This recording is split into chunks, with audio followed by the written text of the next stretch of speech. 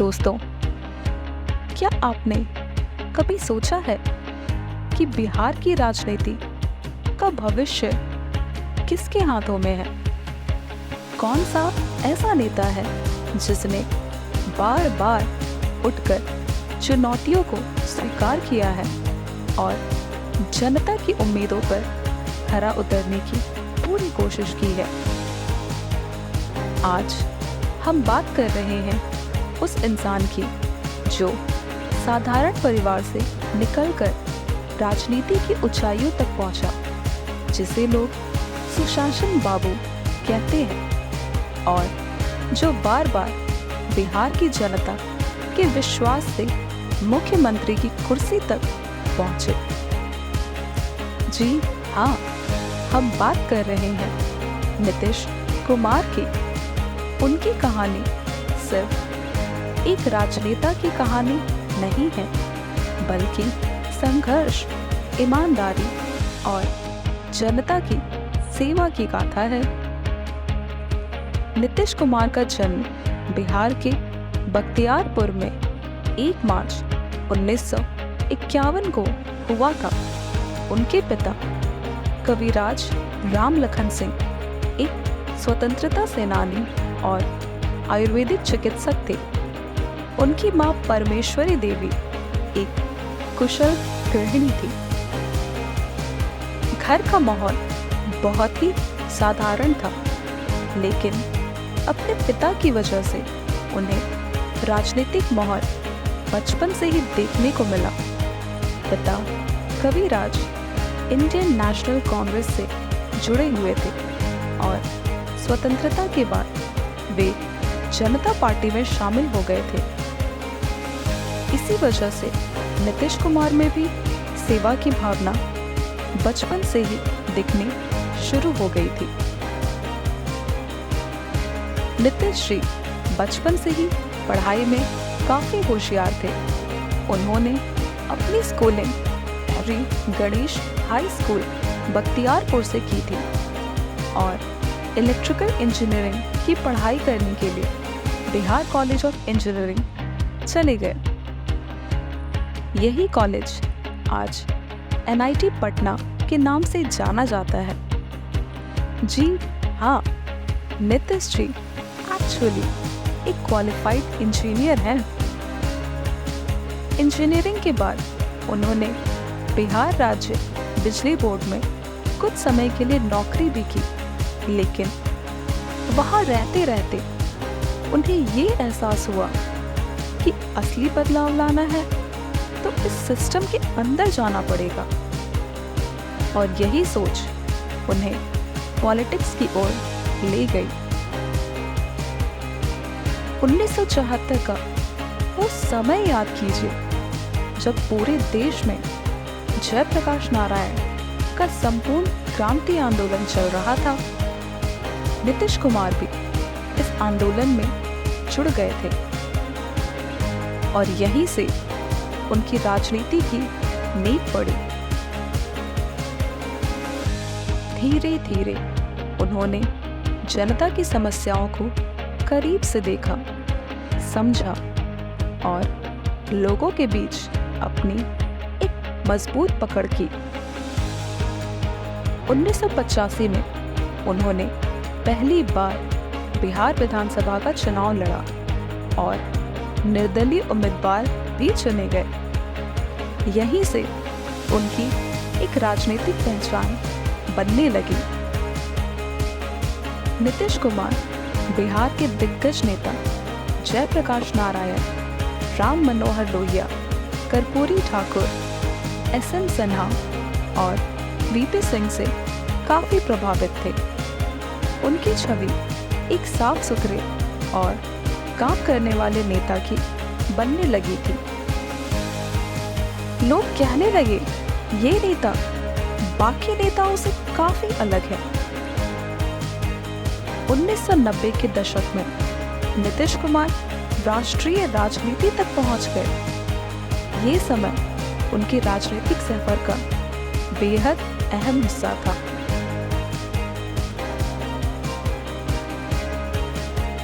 साल 1998-99 यानी 12वीं लोकसभा में नीतीश कुमार केंद्रीय रेलवे मंत्री रहे। 13वीं लोकसभा में वे दोबारा चुने गए और केंद्रीय कृषि मंत्री बने। और तो और साल 2000 को कैसे नजरअंदाज किया जा सकता है। इसी साल वे पहली बार बिहार के सीएम बने। उनका कार्यकाल 3 मार्च 2001 से 10 मार्च 2001 तक रहा। जी हाँ, आपने सही सुना, सिर्फ 7 दिनों का कार्यकाल। साल 2000 में वे दोबारा केंद्रीय कृषि मंत्री बने और साल 2001 में रेलवे का अतिरिक्त प्रभार भी उन्हें सौंपा गया। वे इस साल 2001 से 2004 तक केंद्रीय रेल मंत्री रहे।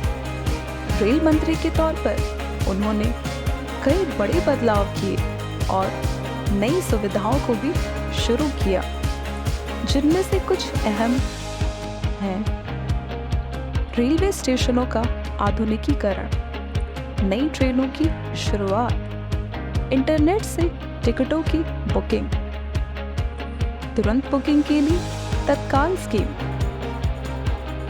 लोग आज भी कहते हैं कि नीतीश कुमार के समय रेलवे ने काफी बेहतरीन काम किया, लेकिन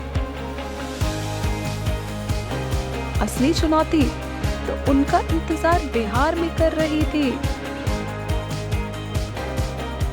बिहार के सीएम के तौर पर उनका पहला कार्यकाल सिर्फ 7 दिनों का ही रहा।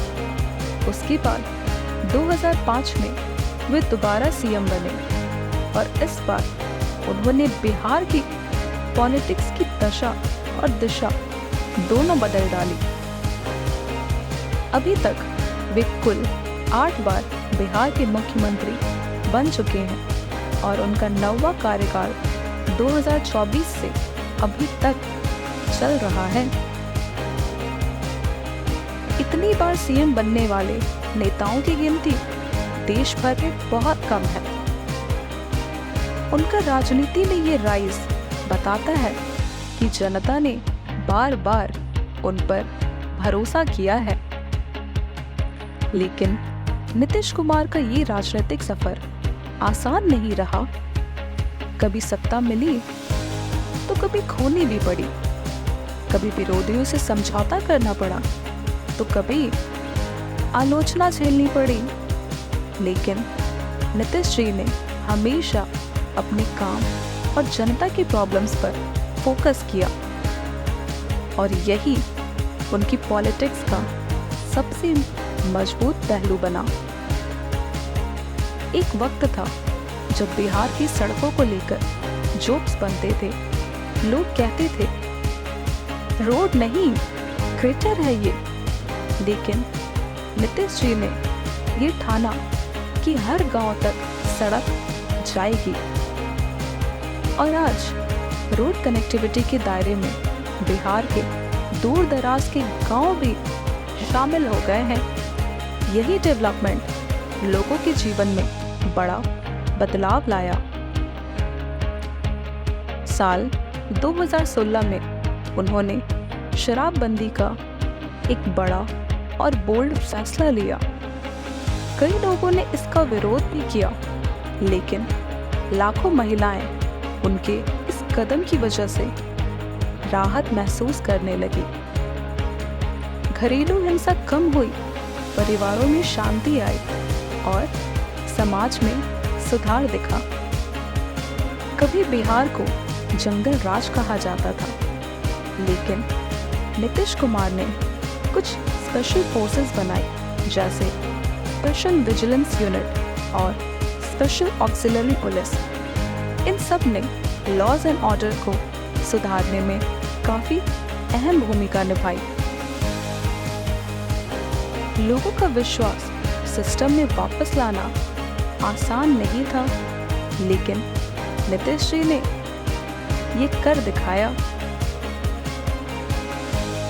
उन्होंने साइकिल योजना की शुरुआत की ताकि बच्चों की पढ़ाई आसान हो सके। मिड डे मील ने गरीब बच्चों को स्कूलों की ओर खींचा।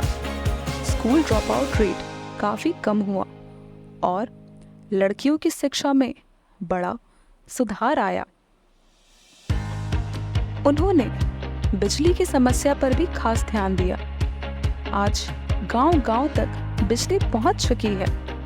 साथ ही साथ उन्होंने स्वास्थ्य सेवाओं में भी काफ़ी सुधार किया ताकि एक आम आदमी को ये सारी बुनियादी सुविधाएं मिल सके।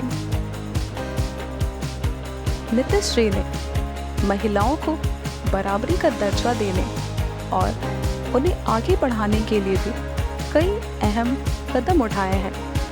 उन्होंने पंचायत चुनाव में महिलाओं को 50% आरक्षण दिया और अभी हाल में ही मुख्यमंत्री महिला रोजगार योजना शुरू की, जिसके अंतर्गत प्रत्येक परिवार की एक महिला को अपनी पसंद का कारोबार करने के लिए 10,000 की आर्थिक सहायता दी जाएगी। नीतीश कुमार की पॉलिटिक्स का एक बहुत बड़ा पहलू है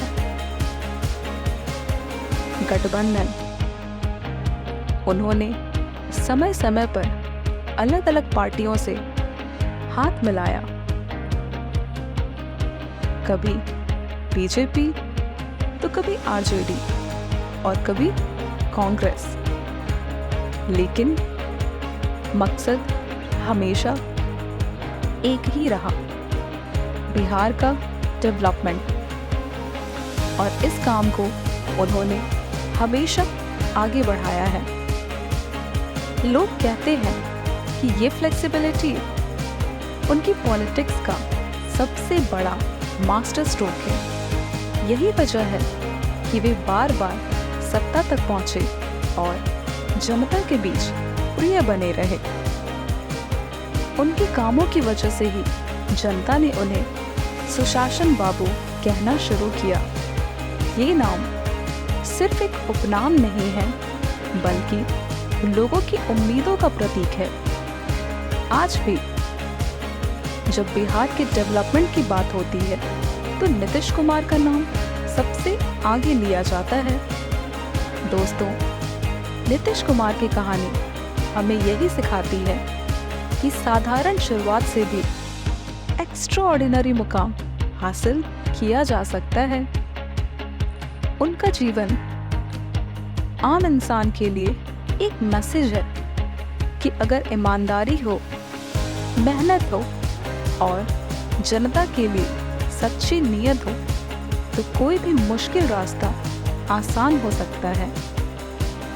आज बिहार की राजनीति में कितने भी हलचल क्यों ना हो, लेकिन नीतीश कुमार का नाम हमेशा उस नेता के तौर पर लिया जाएगा जिसने संघर्ष से उठकर सत्ता तक का सफर तय किया और बिहार के विकास की गाथा में अपनी एक अमिट छाप छोड़ी। अब एक सवाल आपसे, क्या नीतीश कुमार ही हैं बिहार की राजनीति का भविष्य? अपनी राय कमेंट में जरूर बताइए।